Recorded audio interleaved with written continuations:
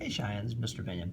So when I teach the factor label method of conversion, what I want to do is be sure that I keep my factors that I'm multiplying by the same. And by that I just mean that the units on top equal what's on the bottom. So the top equals the bottom every time. It's just different units. In this case, if we have 11 feet per second, I'll start with my 11 feet. I'm going to put that over my line. And then I put my 1 second down on the bottom. I see that 11 feet, or the vehicle object travels 11 feet in 1 second, and in 1 second it travels 11 feet. So the top equals the bottom in that regard. Now I have to separate these individually. I have to convert my feet into miles and then my seconds into hours. I'm going to start with the feet. I just generally start with the unit on top, and I bring the unit down. I do not bring the value down, just the unit.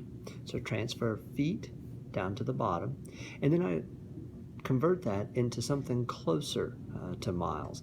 If I don't know the miles directly, how many feet are in a mile, that's fine. I can go to that. In this case, I do, so I'm just going to go feet into miles. And I know that 1 mile is 5,280 feet. If I were to cancel units right now, do my dimensional analysis of sorts, just cancel those units. Feet cancel feet, and I end up with miles per second. That's not what I'm looking for. I'm looking for miles per hour.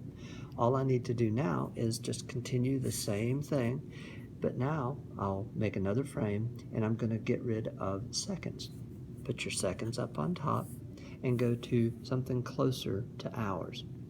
If you know how many seconds are in an hour, you can do that. If you didn't and you needed to go seconds and convert it into minutes, you just put minutes on the bottom and then do one more frame and then convert minutes into hours. In this case, I'm just going to go in one step, seconds to hours. I always choose to put the 1 by the bigger unit so that I don't have to put small numbers between 0 and 1 and deal with those, and I can deal with whole numbers. So 1 hour is 3,600 seconds. If I were to solve now, you'll notice that seconds cancel seconds, and I'm left with miles on top over hours on bottom, which are my desired units. To solve this, I just do the math. 11 times 1 times 3,600, which is 39,600. And notice that would be the miles over 5,280 hours. I simplify that, and I get 7.5 miles over hours. Before you're done, always check your units. Be sure that your dimensional analysis works out, that I did not change the value, I just changed the units. Also check your significant figures. Here we have 2 significant figures in our answer, and we started with 2 significant figures.